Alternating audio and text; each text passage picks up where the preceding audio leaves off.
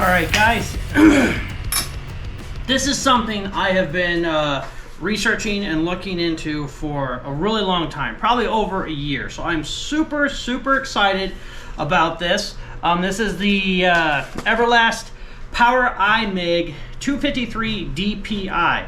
So this is a dual pulse MIG machine. A lot of welders can spray weld, but they can't do it uphill because it will just run down. You can't do it inverted. Is what this does. It has a high frequency pulse that allows you to spray weld but still freeze that puddle. So that's pulse MIG welding. This is dual pulse MIG welding. So what this allows you to do is pulse your spray weld, so that way you can do it uphill, you can do it inverted, and it's actually going to freeze and still be a spray weld. So the dual pulse allows you to pulse that pulsed cycle.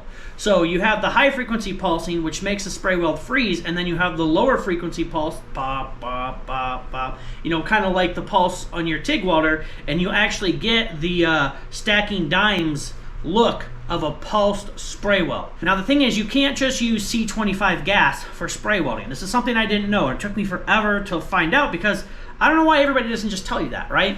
So for spray welding, you need 92.8, not 75.25. So after, I am gonna try to like hook this up at the end of the video and just do a standard, you know, MIG weld, because I don't have any of the 92.8 gas right now. I only have a tank of C25 that I need to use up first. So first of all, there's no 110 option because this is a big boy welder, and no, there's no 110 option.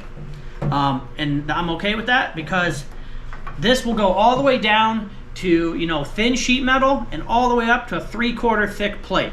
So this is the one welder. If you buy this, you'll never need another MIG welder, right? You won't need a smaller one. You won't need a bigger one.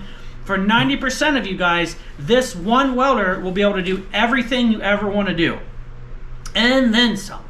So that's the advantage. So if you have 220 volts in your shop, I would go with this. I've spent 10 to 12 years with 140 amp, 120 volt system, and it really struggles even with like 3/16 1/4 inch thick. You have to preheat your metal. I'm so done with that, okay? This is gonna solve that problem.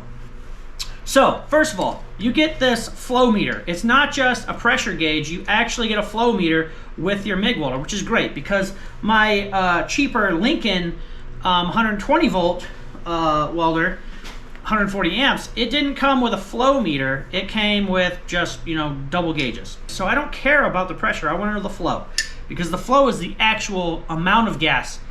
Pressure, I mean, if you have, you know, 30 psi going through a 15 thousandths orifice or 30 psi going through a 60 thousandths orifice, you have the same pressure but dramatically different flow. And so the pressures are relevant. So if you get a welder, flow meter is king, okay? And this is a very nice one, by the way. You have a nice adjustability here. It's great. So that's cool. Comes with a heavy duty line with flared tips, which is nice. So you'll have less leakage. The ground clamp is, you know, it does have one of these chintzy sheet metal ground clamps. Has a ton of spring clamping force, but you can pick up these cast brass ones anywhere. I usually switch over to like some type of magnet, or but this came with my TIG welder, and then I took it off and I put a magnet. So that's an option. My Lincoln welder came with one of these cheap ones as well, but it's just the alligator clip that is the thin sheet metal. This cable is very nice cable. Okay, it's flexible. You've got a, you know, a heavy duty ground clamp here. It's great. It's great. You know, this really doesn't make a huge difference. This can stick weld. So it comes with the electrode holder, the stinger, I think is what they call this. I don't stick weld. My first welder when I was like 12 years old was a stick welder from the 1930s, and I don't know. I don't want to say I hate stick welding, but I kind of do. Sorry to everybody who that's your trade. Maybe I'll buy some sticks and I'll do some of that just later in future videos so people can see how this does with that. But this isn't going to be my primary function. It comes with an extra liner. It's a Teflon liner. That's cool. And then the torch is very nice. It's ergonomic. Feels really good in the hand. This is a very heavy duty. This is a number 24. I forget. I didn't check what the rating is, but I'm pretty sure from my previous research this will handle the full amperage of the machine. And it's nice. And it's pretty heavy duty. It doesn't thread on. It has it's got like a spring around this flange, and so it just slides on. Even has a little heat sink here to bleed off heat, so when you're really getting after it, it's not going to come back here. It's set up for 040, but it came with extra tips. But it has different wheels for different sized. You've got 1 millimeter, which is 040, 1.2, which is probably 045, and 0.9, there we go. That's my 035 probably. So, and then there are rollers already installed. It also comes with this guy, so you can put your small spools, big spools. This welder does have dual wheel feed. So that's a really nice feature. I know some cheap welders, my Lincoln that I have only has a single drive wheel on the wire, and when you crank it up sometimes it slips. Or if you get into like a weird position where you get a tight bend radius, the wire slips, which causes some pretty annoying problems. Overall, I'm pretty happy with this. I am super stoked. I'm going to be releasing a lot more videos on this machine because there is a ton of information needed. I've been trying to find videos on this machine, like in-depth videos, for well over a year, and there just aren't that many. So I'm going to go ahead and add to the content for this machine. I am an affiliate of Everlast, so I'm going to put a link in the description of this video. Now, there's special, this link is special, right? If you buy an Everlast TIG machine and you use the link in my description, you get an upgraded torch and pedal kit.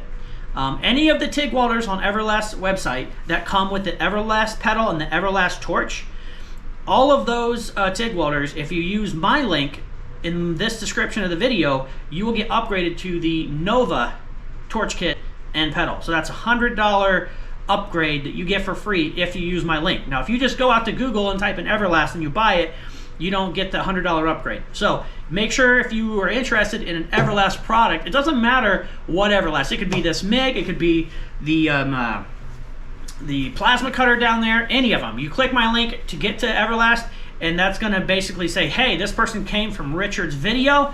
This person is eligible for the upgrade, okay? Also, something that this welder has is, I like to call it easy mode, but actually it's Synergic. So basically Synergic calculates your wire speed and your volts based on the amps.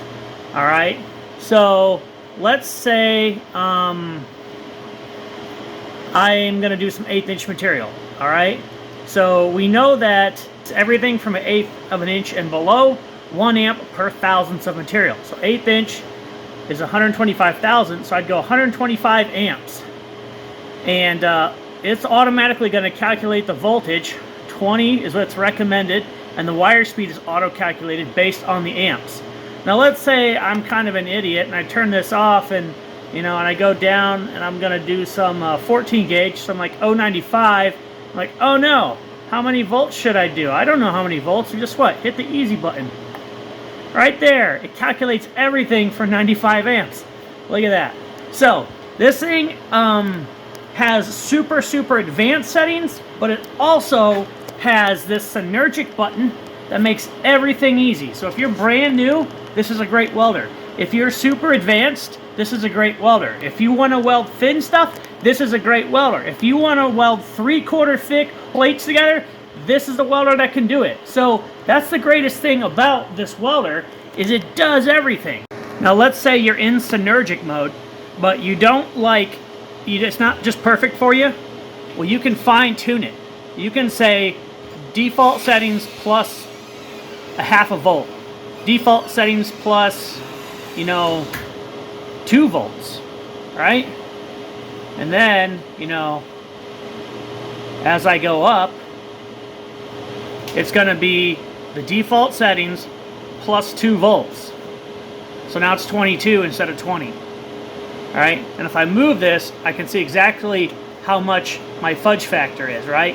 So basically, I'm compensating an extra 2 volts over top of what the default is. So if I go back down to 0, you know, you can go all the way down, and it auto-calculates. You never have to set your wire speed. It automatically sets it based on your amps when you are in Synergic mode. Basically, it's synergy between all the settings is what Synergic mode is. Anyways, so yeah, and just MIG. If you're on the MIG setting, you could run C25, and this can be super easy. If you get, you know, 92.8, you can do spray pulse, you can do dual spray pulse, all kinds of cool stuff. These settings are super easy.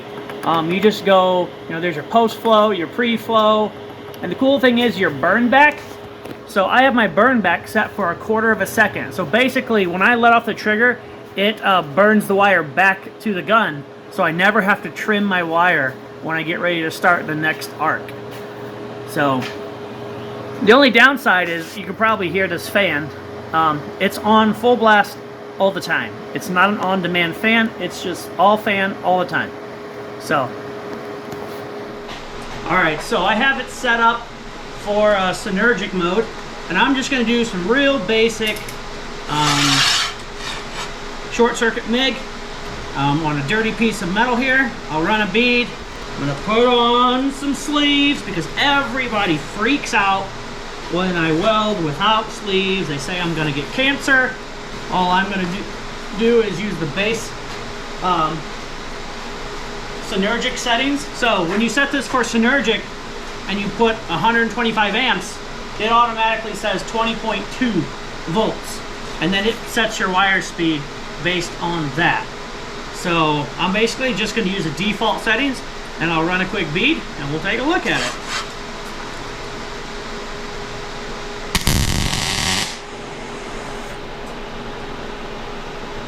My helmet was set to grind mode, so I just flashed myself, and now I have a little white spot that, you know, anyways, let's start over.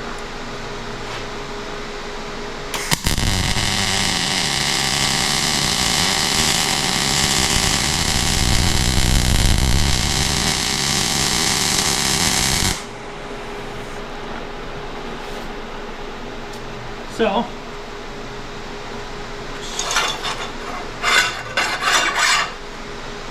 you can see this bead right here. Nice. Yeah, it's super easy. This is a great welder to learn on. I don't know really what to say other than it's ridiculously easy. It makes welding, it's gonna make you basically look like a better welder than you really are. Thanks for watching, guys. If you like this video, give me a thumbs up. If you have any questions, leave them in the comment section below, and I always read the comments and I'll answer you as long as you're not a douchebag. Anyways, have a great day.